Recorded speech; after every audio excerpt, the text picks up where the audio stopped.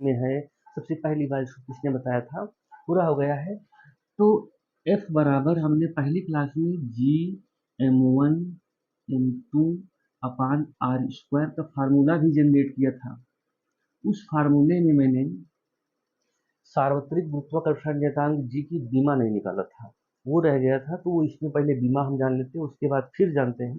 देखिए, सार्वत्रिक गुरुत्वाकर्षण नियतांक जी की बीमा निकालने के लिए हम लोग क्या करेंगे, अगर जो इसमें देखो 1 लगा के इसको क्रॉस प्रोडक्ट करवाएं, क्रॉस प्रोडक्ट करवाएं, ये हो जाएगा हमारा एक से गुणा होगा तो वही पूरा आ जाता है किसी भी संख्या का, Gm1 m2 equal to f r square, या यहाँ से ये हो जाएगा G बराबर एफ आर स्क्वायर बटे m1 m2।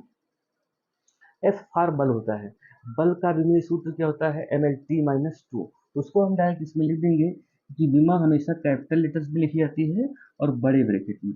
बल की विमा होती है एफ, बल का सूत्र विमीय सूत्र होता है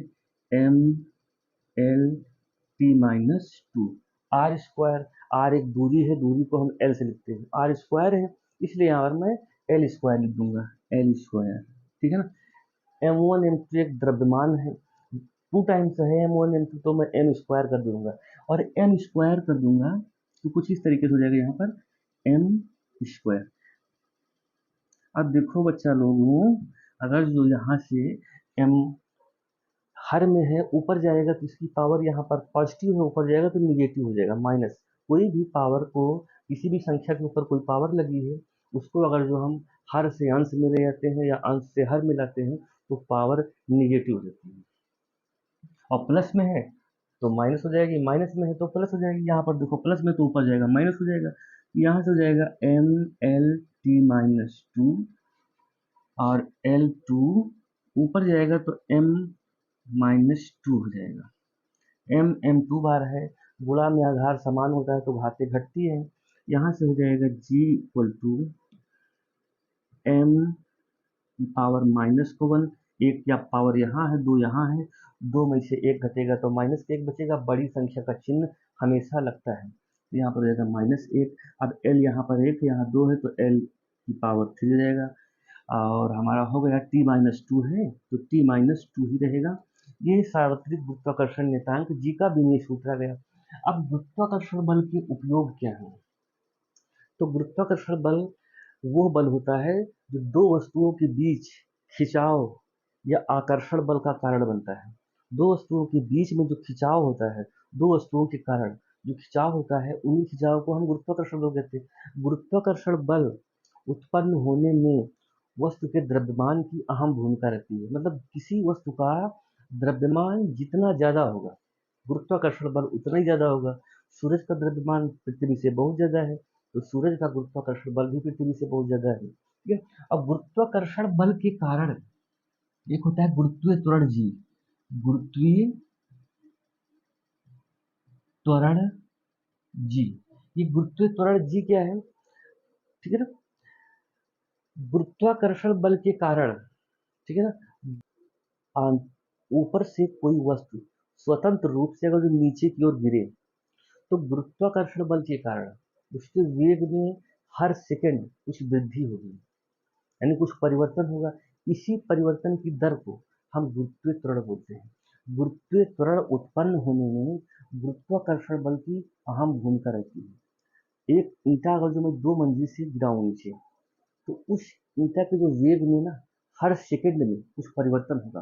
परिवर्तन क्या होगा, उसका वेग बढ़ता जाएगा, क्योंकि धरती के जो करीब आएगा, धरती का खिंचाव या गुरुत्वाकर्षण बल बढ़ता जाएगा, तो ईंटा का वेग भी क्या होता जाएगा, बदलता जाएगा। हम कह सकते हैं वेग परिवर्तन की दर ही त्वरण कहलाती है, या प्रति सेकंड, और ये काम सेकंडों में होता है, हर सेकंड बाद दूसरा वेग होगा। तो गुरुत्वीय त्वरण जी गुरुत्वाकर्षण बल के कारण ही उत्पन्न होता है। देखेंगे, गुरुत्वात्वरण जी जो है ना, वो गुरुत्वाकर्षण बल का प्रमुख कारण भी बनता है, ठीक है। तो गुरुत्वीय त्वरण जी का मान, गुरुत्वीय त्वरण जी का मान होता है 9.8 मीटर प्रति सेकेंड स्क्वायर। कोई अगर जो पूछे कि धरती पर गुरुत्वाकर्षण बल का मान कितना है, कितना धरती पर मतलब धरती पर गुरुत्वाकर्षण बल का परसेंटेज क्या है, कितने परसेंट है, तो 9.82 मीटर प्रति सेकंड इस धरती पर गुरुत्वाकर्षण बल का मान है। ये गुरुत्व त्वरण जी है, ये गुरुत्वाकर्षण बल के कारण ही होता है। दूसरी चीज हमारी बनेगी कि गुरुत्व त्वरण जी का मान कहाँ कहाँ पर सबसे ज्यादा होता है, कहाँ कहाँ पर न्यूनतम होता है। तो पृथ्वी के ध्रुवों पर, ये जो पृथ्वी है, पृथ्वी के ध्रुवों पर इसका मान सबसे ज्यादा होगा, गुरुत्व त्वरण जी का मान सब। और पृथ्वी तल से ऊपर जाएं चाहे नीचे आए, इसके मान में हर सेकंड इसके मान में कमी आएगी। गुरुत्वाकर्षण बल में जो गुरुत्व त्वरण जी है, पृथ्वी से ऊपर जाने पर और नीचे आने पर इसके मान में कमी आती है। अब गुरुत्व त्वरण जी का मान पृथ्वी के बीचों बीच एक रेखा होती है जिसको विषुवत रेखा बोलते हैं। पृथ्वी के बीचों बीच में गुरुत्व त्वरण जी का मान शून्य होता है या बहुत कम होता है, इसको हम लोग विषुवत रेखा बोलते हैं। पृथ्वी के जो बीचों बीच में खींची गई एक काल्पनिक रेखा है। जैसे हमारे भारत देश के बीचों बीच से कर्क रेखा गुजरती है, कर्क रेखा कहीं खींची नहीं गई है, ये एक मानक है, मतलब एक काल्पनिक रेखा है। और ये रेखाएं क्या करती है, जब कोई भी हवाई जहाज या कुछ भी उड़ता है तो इन्हीं रेखाओं की सहायता से हम दिशा या रूट का जो नाड़ा जाता है इन्हीं दिखा जाता है। विषुवत रेखा धरती के दो बराबर भागों में बांट देती है, और इस विषुवत रेखा को भी, इस विषुवत रेखा पर गुरुत्व त्वरण जी का मान सबसे न्यूनतम होता है। हमारा इतना क्लियर हो गया। अच्छा, अब गुरुत्वाकर्षण बल का प्रभाव उपयोग और कहाँ होता है, तो गुरुत्वाकर्षण बल के कारण, गुरुत्वाकर्षण बल का कारण ही समुद्र में ज्वार भाटा की उत्पत्ति होती है। देखिए, समुद्र में ज्वार भाटा उत्पन्न होने का प्रमुख कारण गुरुत्वाकर्षण बल है, और वो चंद्रमा का गुरुत्वाकर्षण बल, क्योंकि धरती पर सूरज की अपेक्षा चंद्रमा का गुरुत्वाकर्षण बल ज्यादा लगता है। इसका कारण ये है कि सूरज की धरती से दूरी बहुत ज्यादा है, चंद्रमा की धरती से दूरी बहुत कम है, तो खिंचाव चंद्रमा का ही ज्यादा होगा, जो बस जितना करीब होगा उसी को सपोर्ट मिलेगा। ज्वार भाटा सागरीय लहरों का ऊपर उठना ज्वार कहा जाता है, और नीचे गिरना भाटा कहा जाता है। इसको इंग्लिश में बोलते हैं टाइड, टाइड, इसको बोलते हैं इब, टाइड इब। तो सागरीय लहरों में जो ऊपर की ओर पानी बहुत तेजी से उछलता है उसको ज्वार, और जो नीचे गिरता है उसको भाटा बोलते हैं। ये ज्वार भाटा आने का कारण चंद्रमा का गुरुत्वाकर्षण है।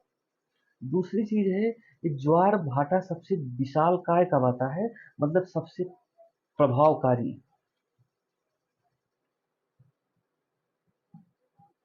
ये प्रभावकारी भाई तभी आएगा जब पानी के स्तर पे गुरुत्वाकर्षण बल का खिंचाव बहुत ज्यादा होगा। तो चंद्रमा जितना खिंचाव देता है वो तो उतना ही देगा। अब अलग से कहाँ खिंचाव इन्वॉल्व होगा, तो ये तब हो सकता है अगर जो सूरज, चंद्रमा, धरती, ये तीनों एक सीध में हो, तीनों एक सीध में हो, तब गुरुत्वाकर्षण बल, तीन सीध समझेंगे, एक रस्सी है और रस्सी को अगर जो अकेले मैं पकड़ के खींचूं तो उसमें फोर्स बल ताकत कम लगेगी। अगर जो तीन आदमी उसको पकड़ के खींचे, भले ही तीनों हमसे पीछे हों, तो ताकत तीनों की उसी में इन्वॉल्व होगी, तो उस पर ज्यादा जोर लगेगा। इसी कारण से सूरज, चंद्रमा और पृथ्वी जब एको सीध में होते हैं तब धरती पर गुरुत्वाकर्षण बल का प्रभाव बहुत ज्यादा होता है, इसीलिए उस समय बहुत विनाशकारी